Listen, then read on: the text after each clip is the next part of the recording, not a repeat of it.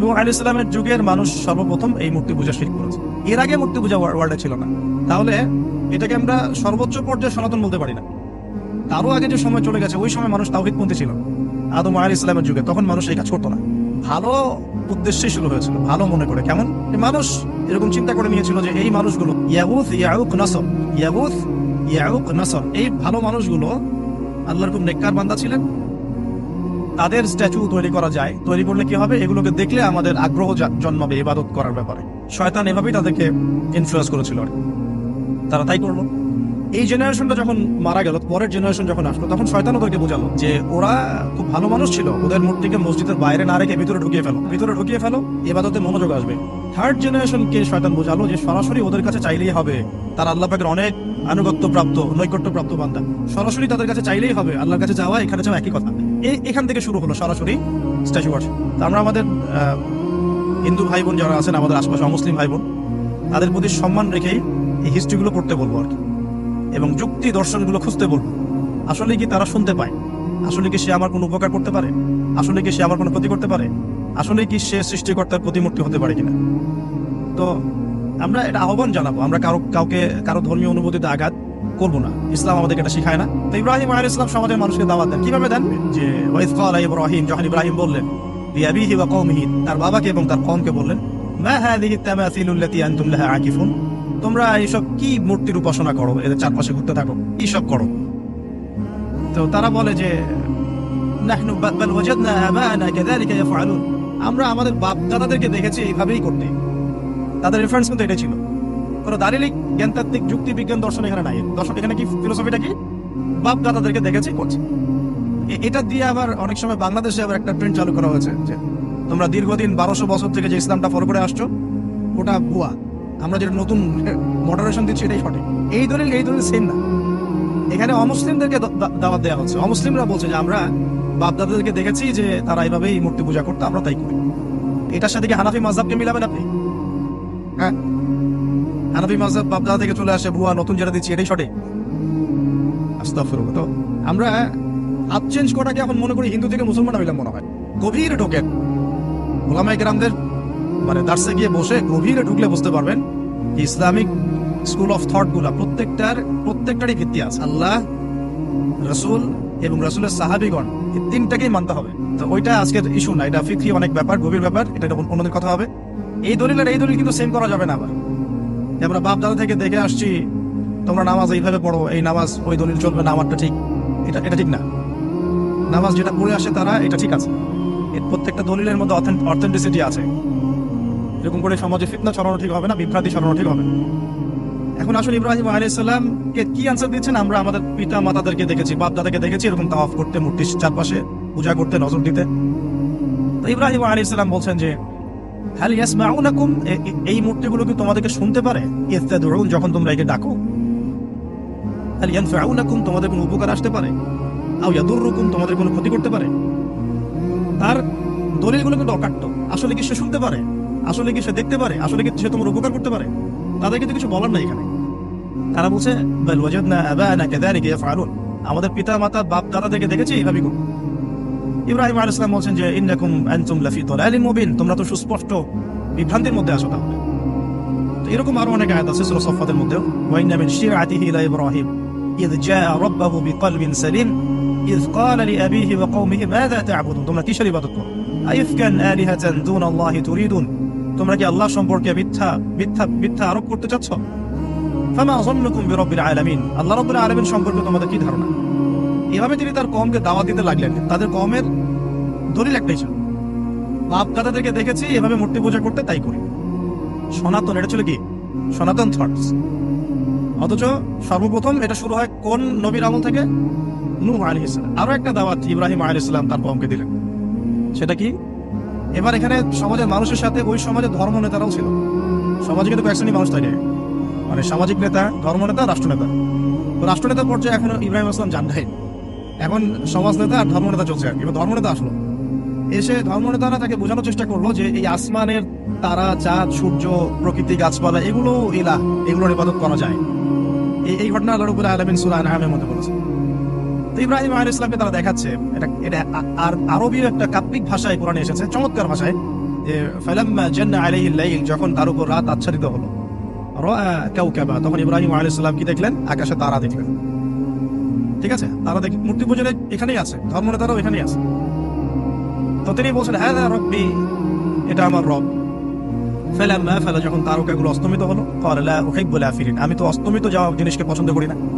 রব তো অস্তমিত যাবে না, এখানেও যুক্তি লাগবে, তো আমার ফিলোসফি লাগবে, আমার এখানে দর্শন লাগবে, এখানে তো আমাকে মানে প্রজ্ঞা দিয়ে বোঝাতে হবে, এটা তো অস্তমিত হয়ে গেল, এটা তো রব হতে পারে না। ফালাম্মা রাআল কামারা বাযিগান, যখন সে চাঁদকে দেখলো জলজল করছে একটু। এখনকার চাঁদ দেখা আগের চাঁদ দেখা দেখ না, এখন তো আমরা চাঁদের আলোই খুঁজে পাই, তখনকার চাঁদ তো অন্যরকম, বাযিগান মানে জলজল করছে। তখন তিনি বললেন হাযা রব্বি, এটা আমার রব। তখন ফালাম্মা আফালা, যখন এটাও অস্তমিত হয়ে গেল, তিনি বলছেন লাইল্লাম ইয়াহদিয়ানি রব্বি লাকুনান্না মিনাল কওমিদ দাল্লিন, আল্লাহ যদি আমাকে হেদায়েত না দেন তাহলে আমি এই দল্লিনদের অন্তর্ভুক্ত হয়ে যাব। ইব্রাহিম আলাইহিস সালাম বলছেন ফালাম্মা রাআ শামসা বাযিগাতান, যখন এবার সূর্যকে দেখলেন দিনের বেলা, এটা তো আরো বড়, হাযা রব্বি হাযা আকবার, এটা আমার রব, এটা সবচেয়ে বড়, হাযা আকবার, এটা সবচেয়ে বড়। ফালাম্মা আফালাত, এটা যখন অস্তমিত হয়ে গেল, তখন তিনি বলছেন এই কথাটা যে ইয়া কওমি ইন্নী বারিউম মিম্মা তুশরিকুন, হে আমার কওম, তোমরা যেগুলোকে দিয়ে আল্লাহর সাথে শরীক করছো, এখান থেকে আমি আমার চেহারাকে ফিরিয়ে নিলাম। সুবহানাল্লাহ।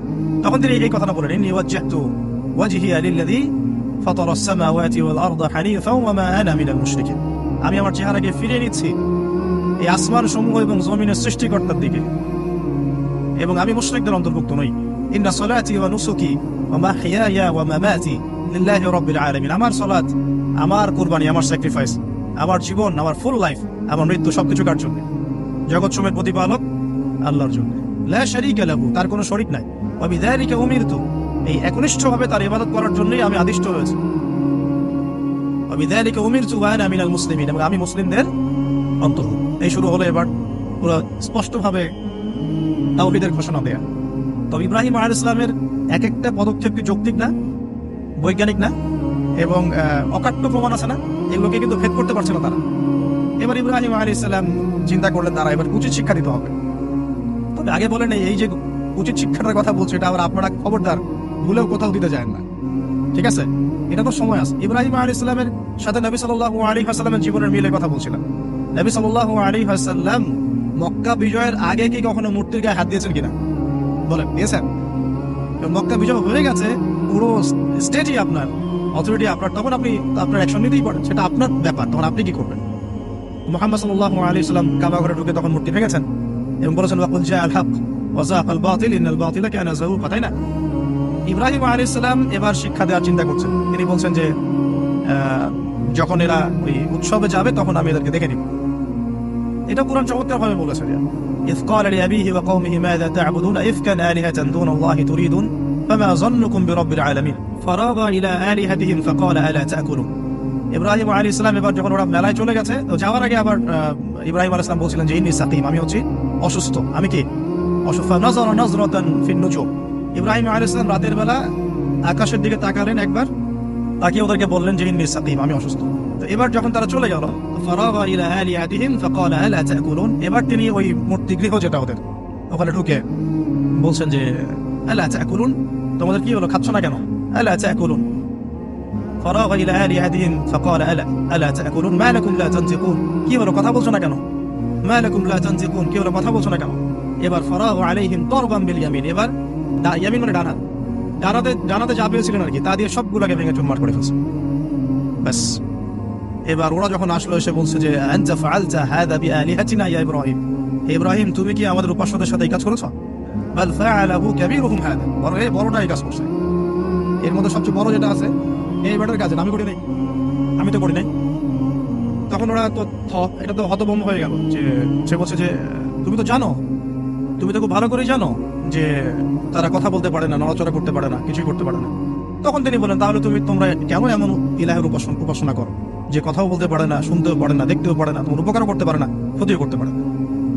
কিন্তু এবারও কিন্তু যুক্তি নাই, কোনো তাদের কাছে কোনো দলিল নাই, কোনো প্রমাণ নাই, কোনো যুক্তি দর্শন কিছু নাই। এবার শুরু হলো জুলুম। জালেমের কাজ কি? যুক্তি, জ্ঞান, দর্শন, বিজ্ঞান এগুলো দিয়ে যখন পরাস্ত, এগুলো দিয়ে পারছি না, এবার পেশি শক্তি। এবার কি? পেশি শক্তি। ব্যাস, এবার পেশি শক্তি। ইব্রাহিম আলাইহিস সালামকে নিয়ে যাওয়া হচ্ছে নমরুদের দরবারে। এবার চলো, এবার তোমার আছে খবর আছে, এবার পুরো রিমান্ড হবে 7 দিনের। একদিন রিমান্ড হলেই অবস্থা খারাপ হয়ে যাওয়ার কথা। ইব্রাহিম আলাইহিস সালামকে এবার নিয়ে যাচ্ছে ধরেন নমরুদের কাছে, কি যে হবে আল্লাহ ভালো জানেন। ইব্রাহিম আলাইহিস সালাম যখন যাচ্ছেন তখন কি তিনি জানতেন যে আল্লাহ পাক তাকে আগুন থেকে বাঁচাবেন? এই ঘটনা যে ঘটবে তিনি কি জানতেন? আচ্ছা, আমরা না হয় জানি যে এমনটা হয়েছিল। ইব্রাহিম আলাইহিস সালাম ওই সময় তো আর জানতেন না যে কি হতে যাচ্ছে। তার মানে তার ওই সময় তার ইমানের তেজ, তার স্থিরতা, ইস্তেকামা এবং তাওয়াক্কুল কত বেশি ছিল। তাকে নিয়ে যাওয়া হচ্ছে, এবারে নমরুদের সামনে দাঁড় করিয়ে নমরুদ এবার একটু মজা নিয়ে জিজ্ঞাসা করলো যে কে তোমার রব? কবরের প্রশ্ন করার মতো, মান রব, তোমার রব কে? তো ইব্রাহিম আলাইহিস সালাম বলেন রব্বি আল্লাযী ইউহয়ী ওয়া ইউমীত, আমার রব তিনি যিনি জীবন দেন মৃত্যুও দেন। এবার নমরুদ বলছে ক্বালা আনা উহয়ী ওয়া উমীত, আমি তো জীবন দিই আর মৃত্যু দেই। কিভাবে? একজন যাবজ্জীবন প্রাপ্ত আসামিকে ডেকে নিয়ে ছেড়ে দিল, দিয়ে বললো যে জীবন দিলাম, আর একজন আসামিকে ডেকে তৎক্ষণাৎ মৃত্যুদণ্ড দিয়ে মৃত্যু দিলাম। তো ইব্রাহিম দেখলেন আলাইহিস সালাম এ তো মোটা বুদ্ধির মানুষ, কারণ যে যত বড় জালেম হয় তার বুদ্ধি তত মোটা হয়, কিন্তু এটা মাথায় রাখবেন। ফিরআউনের মতো জুলুম মানুষের বুদ্ধি লোপ করে দেয়, আর শিরক মানুষের মধ্যে ভয় সঞ্চার করে। যখন আপনি শিরক করতে থাকবেন মনে খুব ভয় কাজ করবে। এবং মুশরিক বাহিনী কখনো ইসলামের বিজয় লাভ করতে পারে নাই। যে মুসলিম সেনাবাহিনীর মধ্যে শিরক ছিল না, ওরা যুদ্ধের মাঠে পরাজিত হয়ে গেছে। জুলুম কি করে বুদ্ধি লোপ হয়? নমরুদের বুদ্ধি লোপ পেয়ে গেল। ইব্রাহিম আলাইহিস সালাম বলছেন রব্বি আল্লাযী ইউহয়ী ওয়া ইউমীত, এত এটা বুঝলো না। তাহলে ইন্নাল্লাহা তাআলা ইন্নাল্লাহা ইয়াতি বিশ-শামসি মিনাল মাশরিক ফাতি বিহা মিনাল মাগরিব। ইব্রাহিম আলাইহিস সালাম বলছেন যে আল্লাহ রাব্বুল আলামিন, আমার আল্লাহ তিনি পূর্ব দিক থেকে সূর্য ওঠান। তো তুমি যদি ইলাহ হয়ে থাকো তাহলে পশ্চিম দিক থেকে উঠাও। এটা আরো বড় অকাট্য দলিল হলো। তার অবস্থাটা আল্লাহ ব্যাখ্যা করছেন এভাবে, আল্লাহ বলছেন ফাবুহিতাল্লাযী কাফার, কাফের একদম হতভম্ব হয়ে গেল। একদম হতভম্ব হয়তো লাভ নাই, বেশি শক্তি আছে আমার। তোমার যুক্তি, বিজ্ঞান, দর্শন, থিওরি তোমার দরকার নাই, তোমার দিনের জ্ঞানের এলিমেন্ট তোমার দরকার নাই, তোমার ওয়াজ নসিহতের আমার দরকার নাই। আমার কাছে কি আছে? বেশি শক্তি আছে, এটা সব সিধা করে ফেলা একেবারে। বাস ইব্রাহিম আলাইহিস সালামের জন্য বলছে ফাররিকুহু ওয়ানসুরু আলিহাতাকুম, একে জ্বালায় দাও, পুরাই দাও, একে জ্বালায় পুরাই দাও, তোমাদের ইলাহদেরকে সাহায্য করো। আল্লাহ পাক অন্য জায়গায় বলছেন যে ফাআরাদু বিহি কাইদান ফাজআলনাহুমুল আসফালিন, তারা ইব্রাহিম আলাইহিস সালামকে একটা বিশেষ বড় একটা কৌশল করলো। এই কৌশলটা কি ছিল? তাকে অগ্নিকুণ্ডের মধ্যে ফেলে দেওয়ার একটা চেষ্টা করলো, আগুন জ্বালিয়ে রাখলো। বলা হয় 40 দিন, এগুলো হিস্ট্রি বা তাফসীরতে আসছে, আমি জাস্ট পুরান টেক্সট টু দ্য পয়েন্ট বলছি। তো আগুন দাউ দাউ করে জ্বলতে লাগলো, ওই ব্যাবিলন ওখানকার সব মানুষ দেখছে বিষয়টা। ইব্রাহিম আলাইহিস সালামকে ফেলে দেওয়া হবে। এখন তাকে ফেলে দেওয়া হচ্ছে ঠিক ওই সময়ে জিবরাইল আলাইহিস সালামের আগমন। সুবহানাল্লাহ। তিনি এসে বলছিলেন যে আমার কাছে কোনো হাজত আছে নাকি আপনার? তখনও ইব্রাহিম আলাইহিস সালাম বলেছেন আপনার কাছে আমার কোনো হাজত নাই। হাসবি আল্লাহ ওয়া নি'মাল ওয়াকিল, এই যে কথাটা আমরা বলি হাসবুনাল্লাহু ওয়া নি'মাল ওয়াকিল, হাসবি আল্লাহ ওয়া নি'মাল ওয়াকিল, ইব্রাহিম আলাইহিস সালাম বললেন আল্লাহই আমার জন্য যথেষ্ট এবং তিনিই আমার উত্তম কর্মবিধায়ক। এরকম মোমেন্টে বান্দা যখন আল্লাহকে এভাবে চাবে, আল্লাহ রাব্বুল আলামিন না এসে পারবেন? তখনই পারবেন ইনশাআল্লাহ। তখন আল্লাহ রাব্বুল আলামিনের আদেশ চলে আসলো, ইয়া নার, হে আগুন, কুনি বারদান ওয়া সালামান আলা ইব্রাহিম, ইব্রাহিমের জন্য ঠান্ডা হয়ে যাও, শীতল ঠান্ডা হও, মানে খুব শীতল না, আরামদায়ক শীতল ঠান্ডা হয়ে যাও। সুবহানাল্লাহ। এভাবে আল্লাহ রাব্বুল আলামিন ইব্রাহিম আলাইহিস সালামকে অগ্নি পরীক্ষা থেকে বাঁচালেন। ওখানে ইব্রাহিম আলাইহিস সালাম থাকলেন, কোনো ক্ষতি হলো না। তিনি পরবর্তী সময় বলেছিলেন ওই সময়টুকুর মধ্যেই তিনি শান্তিতে ছিলেন। যে বললাম না, অনেকে যে নির্যাতন নিপীড়নের শিকার হয় তারপরে বলে যে ওই সময়টুকুই ভালো ছিলাম, আল্লাহকে পেয়েছিলাম, তেলাওয়াত বেশি ছিল, তাহাজ্জুদ বেশি ছিল, পরে ফিতনার যুগে চলে আসছি। তো এই হলো অগ্নি পরীক্ষা। এরপরে কওমকে দাওয়াত দেওয়ার হলো না, সেখান থেকে চলে যেতে হলো। এই যে অগ্নি পরীক্ষা ইব্রাহিম আলাইহিস সালামকে এখানে দিতে হয়েছে, ওইরকম পরীক্ষা আমাদের নবী সাল্লাল্লাহু আলাইহি ওয়াসাল্লামকে দিতে হয়েছে তায়েফের মাঠে, দিতে হয়েছে বদরের মাঠে, উহুদের মাঠে। এখানে আল্লাহ পাক ফেরেশতা নামিয়ে দিয়েছেন সাহায্যের জন্য, বদরের মাঠে দেখেন, উহুদের মাঠে আল্লাহ পাক ফেরেশতা নামিয়েছেন সাহায্যের জন্য। একদম হুবাহুমিল পাবেন আপনি জিনিস।